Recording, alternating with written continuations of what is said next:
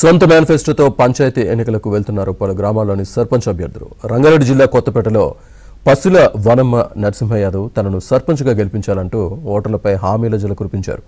ప్రతి ఇంటికి 5 లక్షల చొప్పున జీవిత బీమా హామీతో పాటు ఆడబిడ్డలపై వరాల జల్లు కురిపించారు. ఇంటింటికి తిరుగుతూ తన మేనిఫెస్టో గురించి వివరిస్తూ ఓట్లు అభ్యర్థిస్తున్నారు. గ్రామంలో అందరికీ నేను ప్రతి ఒక్కరికి నరసింహ అంటే అందరికీ తెలుసు, చిన్న పిల్లల నుంచి పెద్ద ముసలుల వరకు తెలుసు.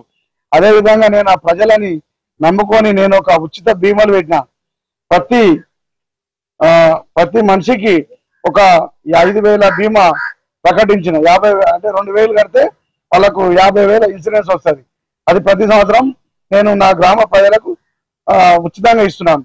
అదేవిధంగా ఆడవిలో పుడితే 5,100 రూపాయలు ఉచితంగా ఇస్తున్నాను, బ్యాంకులో జమ చేస్తా. అదేవిధంగా మన గ్రామంలో ఎవరైనా చనిపోతే, బీద వాళ్ళు చనిపోతే 10,000 రూపాయలు వాళ్ళకు ఉచితంగా ఇస్తాను. అదేవిధంగా గ్రామంలో ఇల్లు లేని వాళ్ళు ఇల్లు కట్టుకుంటే 21,000 రూపాయలు వాళ్ళకు ఉచితంగా ఇస్తున్నాను. అదేవిధంగా గ్రామంలో ఎన్నో సీసీ రోడ్లు కానీ ఏది కానీ గ్రామ అభివృద్ధికి ప్రజలు నన్ను సహకరించి నన్ను ఆశీర్వదించి నన్ను గెలిపిస్తే నేను వాళ్ళకి ఎలవేళలా నేను వాళ్ళకి సేవ చేస్తానని కోరుకుంటున్నాను.